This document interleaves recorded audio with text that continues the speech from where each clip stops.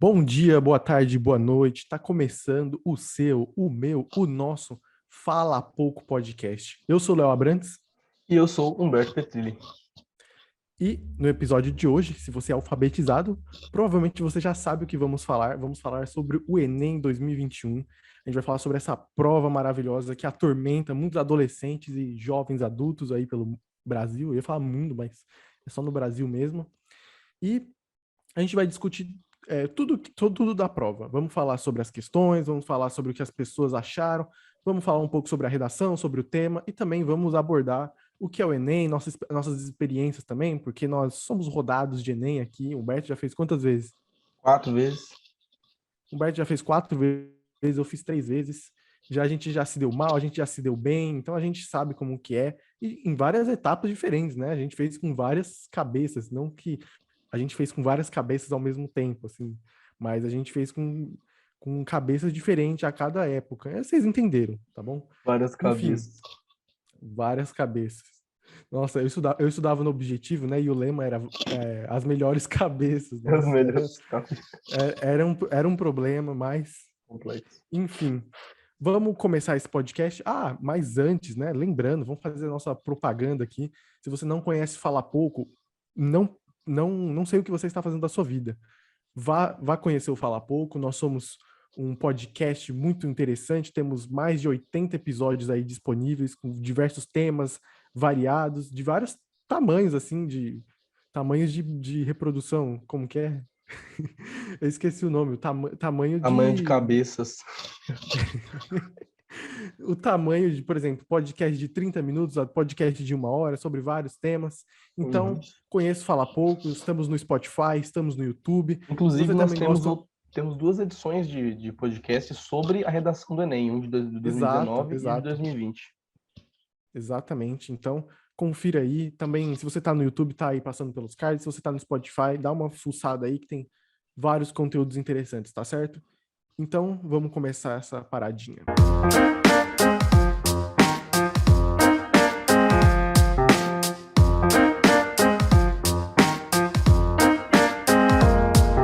E bom, 2021, né, foi o segundo ano que a humanidade estava em pandemia e foi o segundo ano de Enem dentro desse cenário de EAD, né?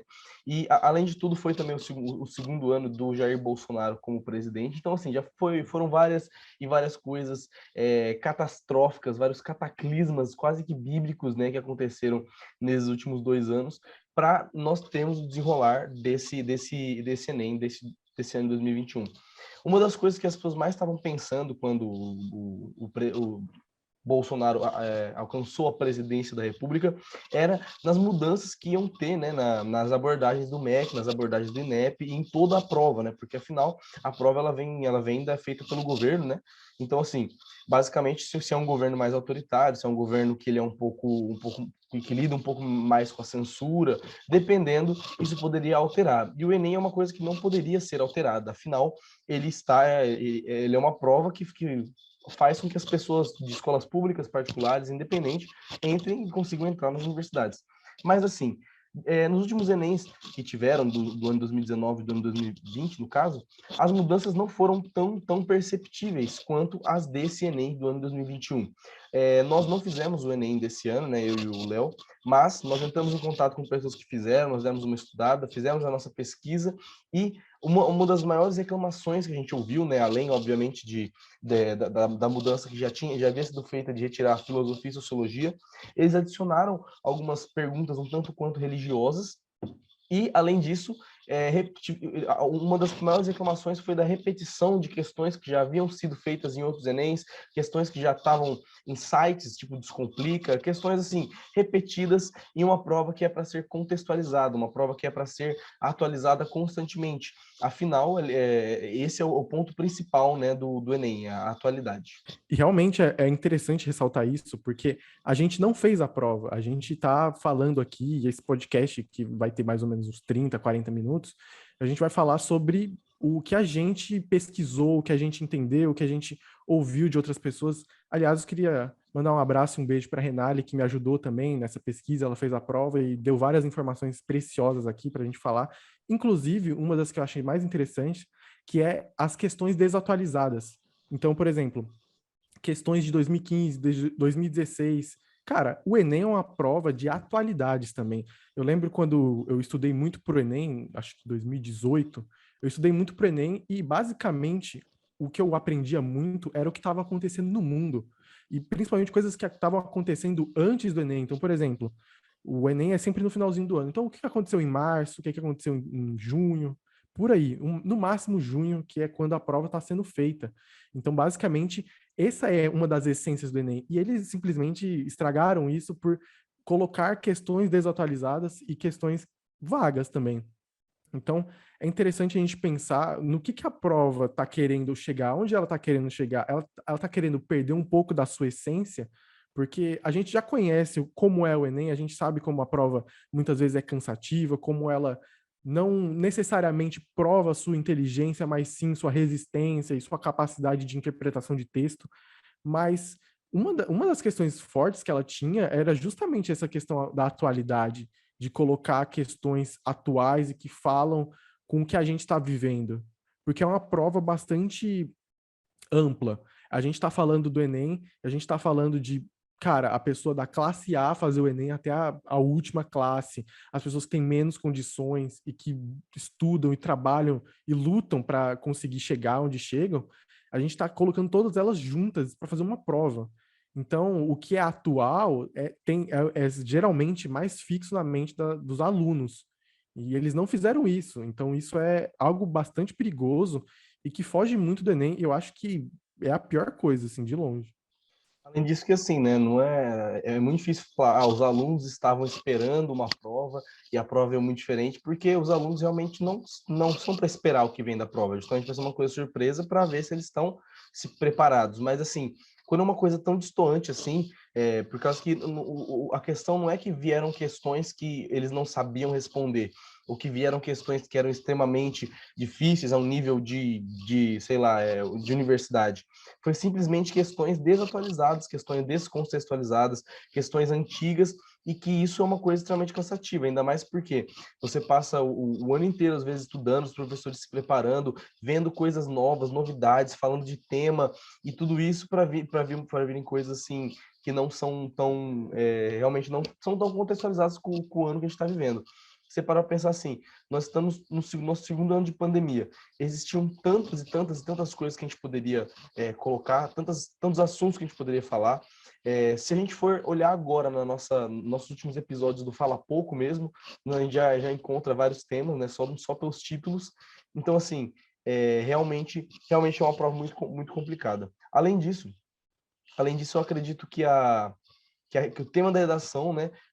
Eu ouvi muitas pessoas falando que o tema da redação desse ano foi mais fácil do que o do ano passado. Do ano passado foi sobre o cinema, né? A democratização do cinema, e esse ano foi meio que a democratização da certidão de nascimento.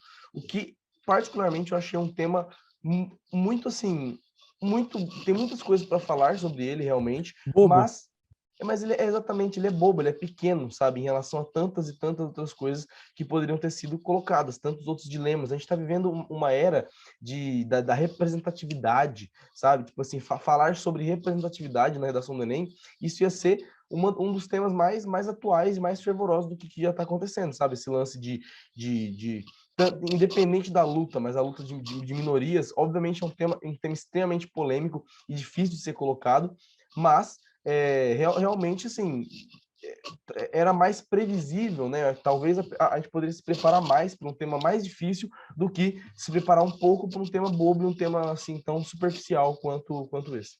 Obviamente tem obviamente muitas maneiras de você se aprofundar nesse tema. Quando você para para pensar sobre a democratização da certidão de nascimento, nós, né, que eu, o Léo e o Rinaldo, nós fazemos faculdade em João Pessoa, que fica no Nordeste. Para quem não sabe, se você não sabe, você não deveria ter feito o Enem porque você não sabe geografia, mas mas assim, lá é uma região onde muitas pessoas não sabem o passado do seu sobrenome, porque foram sobrenomes de frutos de uma miscigenação muito grande. Então, são muitas pessoas que não têm certidão de nascimento, pais que não têm certidão de nascimento, avós que não têm certidão de nascimento, pessoas que vão passar o nome e não foram alfabetizados e passam um nome estranho e criam um novo nome, sabe? Assim, então são várias e várias e várias e várias coisas, várias abordagens, vários vieses que você pode pegar para você falar, mas ainda assim, voltando a dizer, totalmente desatualizado e descontextualizado.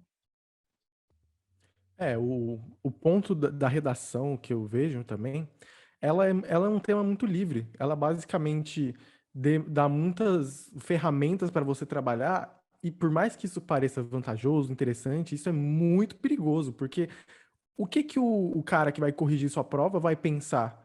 Qual vai ser a linha de base que eles vão seguir? O que você escrever vai estar certo ou vai estar errado? Porque isso fica muito subjetivo e isso vai ser refletido na nota da prova.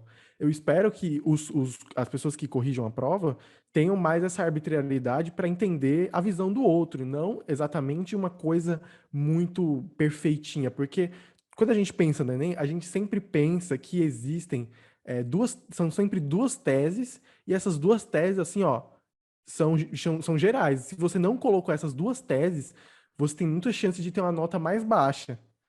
Então, por exemplo, isso é ruim, vamos ser sinceros. Eu acho isso ruim porque fecha muito a gama de oportunidades de poder falar sobre os assuntos. Mas, querendo ou não, é um caminho a se seguir e é um caminho que os corretores conseguem padronizar. Então, por exemplo, se vier um tema mais livre, com diversas abordagens e com muitas pessoas colocando pontos diferentes, isso vai ter um reflexo grande na nota e também em visões. Se o cara simplesmente não achar interessante, se o cara corrigiu a sua prova e a anterior tinha sido melhor ou com um ponto de vista mais elaborado, você vai receber já uma nota menor. Então, eu acho que fica muito, muito vago a questão, assim, da redação. Então, acho que eles precisam de um enfoque maior. Sem falar sobre o tema. É um tema que não desperta nada, que não fala, que não toca em pontos essenciais. A gente pode falar sobre, sei lá, a gente pode falar sobre a violência, a gente pode falar sobre Poderia desigualdade falar também sobre social. desastres naturais, né? Que um outro tema bom para redação É, seria desastres naturais, que é uma coisa muito atual, assim, sabe? Tava pensando. também. Mas, por exemplo, essa aí do certidão de nascimento, a gente pode até falar sobre desigualdade social e por aí vai, mas não é um negócio assim que trata tão bem a desigualdade social. Um tema que eu achei interessante foi a prova que eu passei na faculdade, que foi a dos dados. Eu não faço ideia do título dessa redação, porque eu lembro quando eu peguei e li, eu li umas 3 vezes e não entendi. Eu falei, fudeu. Mano, eu juro, eu falei, eu vou pro cursinho de novo. Eu tava falando, mano, será que aquele Você plano de olha assim e fala cursinho é mais assim, isso barato? aqui é fake news? É o quê, mano? Não, aquele negócio de dados, eu não fazia ideia do que tava falando. Mano, eu juro pra você que eu fui entender esse negócio de dados, assim, de algoritmo, ano passado, 2019, tá ligado? Não em 2018, não fazia ideia do que era isso. Mas eu consegui tirar uma boa nota, não sei como, acho que os textos de base ajudaram muito, os textos motivadores. Então, eu acho que, e também é interessante pensar nessa prova, nesse tema, porque é um tema que, querendo ou não, toca em ponto interessante, que é basicamente, o ponto principal, eu acho que daquela prova era a bolha social da redação. Você que tem os dados, basicamente, você está caindo no mesmo algoritmo, você tem o problema de cair, você consumir as mesmas coisas e você ficar numa bolha, preso numa bolha. E eu acho que isso é um ponto interessante de você se tocar e algo bastante atual. Mas depois desse tema, eu acho um tema vago. O do cinema é interessante, a gente gosta de cinema, mas também é um tema vago. Eu lembro que tinha muita gente falando, pô, aí pode ser questões raciais, porque teve o Black Lives Matter, não sei o quê. Mas não teve, foi questões bem simples, bem tranquilas e tudo mais. E Cara, foram é realmente isso. esses últimos 2 anos. Você para pensar, o Enem em 2018 foi esse lance da bolha, da bolha da internet, né? Você podia relacionar isso com fake news, poderia relacionar isso com venda de informações que ocorreu no lance do Donald Trump, poderia relacionar isso com fake news, né? Que as pessoas vão direcionando propagandas para as pessoas. O que foi o ano anterior, ele falava sobre o acesso à educação para pessoas surdas, se eu não me engano, né? Hoje, Uhum. 2017. Então, assim, os temas anteriores, 2016, eu não lembro qual que foi, mas também teve algum que foi sobre a Maria da Penha, não sei se foi 2015, eu sei que, assim, Acho que foi 2000, acho que foi 2015, que eram foi Maria da sempre Penha. temas 16 acho que extremamente... foi do surdo, não? 2000, não foi 2016 ou 2017 dos surdos. Eu Mas fiz em foram 2016. todos nesse Não meio, lembro. sabe? Sim, Nesses sim. meados. E, cara, olha isso, eram temas muito pertinentes, sabe? Tipo assim, eram temas que falavam sobre desigualdade social, eram temas que falavam realmente que eram inclusivos, temas inclusivos. Você pega uma pessoa que acabou de sair do ensino público, é uma pessoa pobre, uma pessoa que não tem acesso nenhum à informação, o máximo de acesso à informação que ele tem é celular, porque realmente é difícil. E aí você quer falar sobre acesso ao cinema para essa pessoa, sabe? Tipo assim, é uma fuga de realidade, é uma realidade muito excludente. Obviamente, você pode parar para pensar assim, não, quem tá fora, né, da realidade do cinema tem muito mais propriedade para falar, porque a pessoa realmente sente na pele o que é não ser. Mas ao mesmo tempo não também, sabe? Tipo assim, é uma pessoa que realmente não vê a importância, talvez, não vê realmente a mesma importância, talvez nós aqui do Fala Pouco, ou talvez sejam nossos ouvintes, que tem um senso crítico maior pro lado da sétima arte, pro lado da música, tenha, sabe? Tipo assim, de olhar e entender aquilo como uma obra de arte, como uma coisa além daquilo que realmente está ali.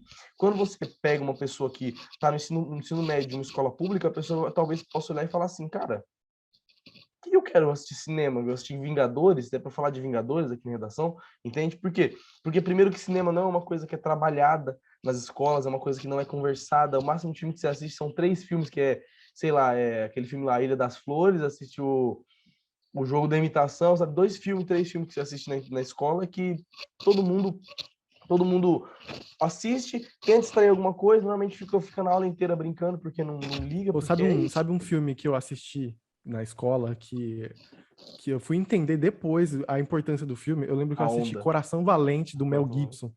Horas. Eu, eu assisti Coração Valente, do Mel Gibson. Eu tinha 10 anos. Mano, e Caraca. aquele filme, mano, o cara rasga pescoço, Mano. corta a cabeça. Mano, uma loucura. E 10 anos assistindo aquilo. E o pior, desculpa da minha professora, é pra vocês aprenderem a jogar xadrez. Agora que Incrível. sei, professora. Muito obrigado. Então, assim, realmente é uma coisa muito nichada, é uma coisa muito, assim, muito específica. E quando você para falar também sobre o tema desse ano, né, que foi o acesso à identidade, todo mundo tem, né, a carteira de nascimento. E, cara, isso também é um tema que é muito vago, é um tema que também dá para você problematizar. Mas eu ainda acho que é uma coisa que acaba se tornando muito mais encheção de linguiça, porque as coisas que tem para se dizer sobre isso são sempre as mesmas, são muito repetitivas e realmente não é um tema relevante o suficiente para o nível dos problemas que o nosso país estava tendo. Antes né, desse governo, a gente fala assim, não mudou nada, não mudou praticamente nada no Enem, mas assim, antes a gente pelo menos tinha alguns temas que eram um tanto quanto mais inclusivos, que eram um pouco mais contextualizados, um pouco mais como é que eu falo, interdisciplinares, e sabe? E realmente esse ano não teve isso, tanto na prova quanto no próprio na redação, né? Que querendo ou não é uma das notas mais importantes.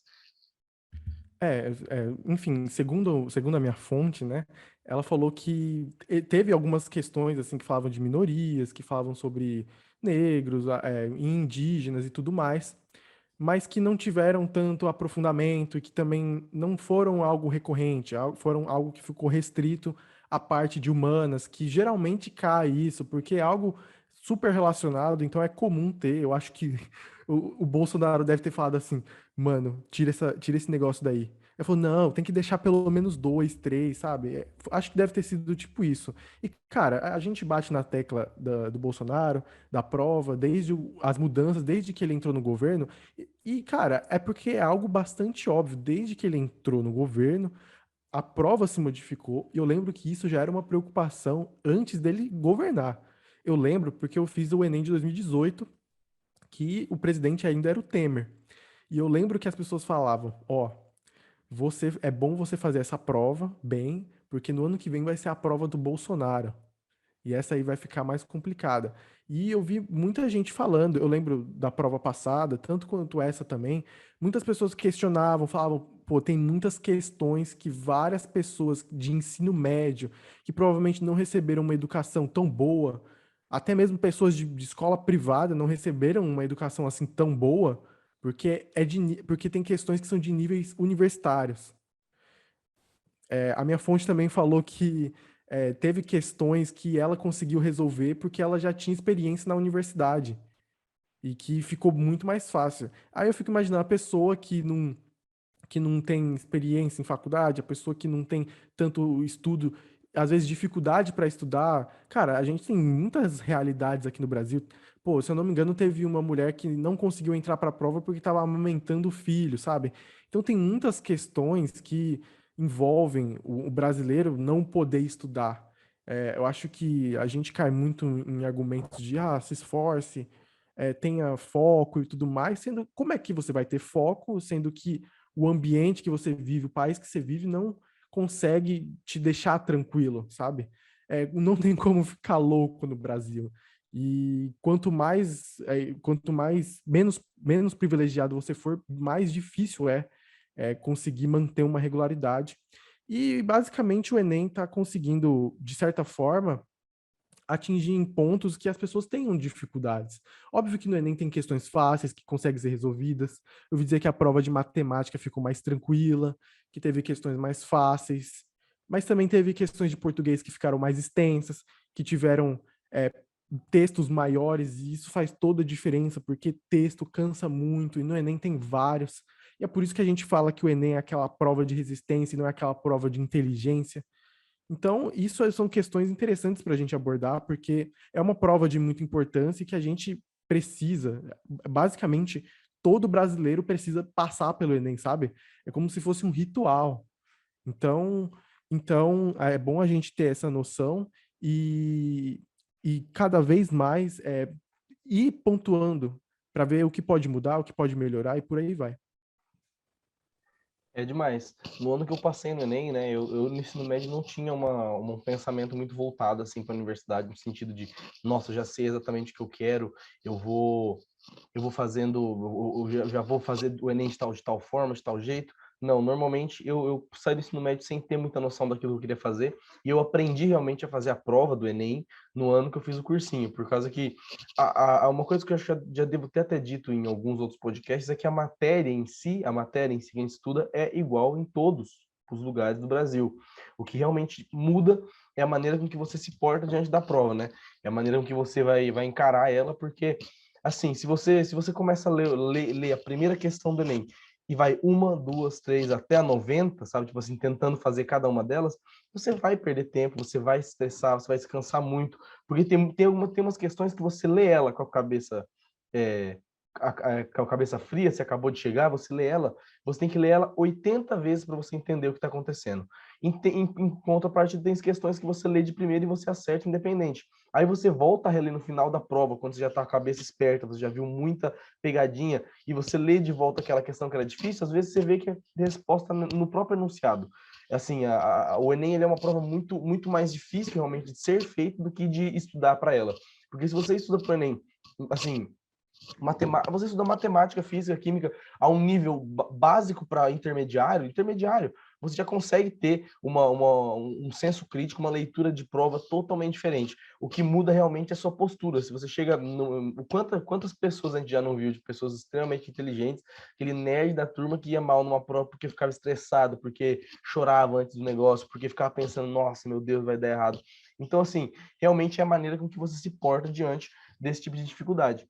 E uma coisa assim que eu acho que eu, graças a Deus, não passei por isso, realmente a gente conseguiu passar no último ano que a gente teve, porque 2019 foi o ano com o Bolsonaro, 2020 foi o ano com o primeiro ano de coronavírus, e agora o segundo ano de coronavírus. Então, assim, é muito mais difícil você estudar para uma prova como essa, é muito mais difícil você ficar antenado das coisas que estão acontecendo, até porque o único contato que que a gente está tendo maior, assim, realmente, desde que começou o EAD, é com as redes sociais, é com o computador, é com o celular. Então, assim, a gente já está vivendo esse meio virtual que já não é igual à vida real, assim. Por exemplo, quando a gente se vê na faculdade, quando a gente se vê na escola, quando você se vê com os professores, quando você vai numa monitoria, quando você faz esse tipo de relação pessoal, surgem novas questões, surgem novas conversas, novos debates, novas ideias, novas propostas de intervenção para a redação.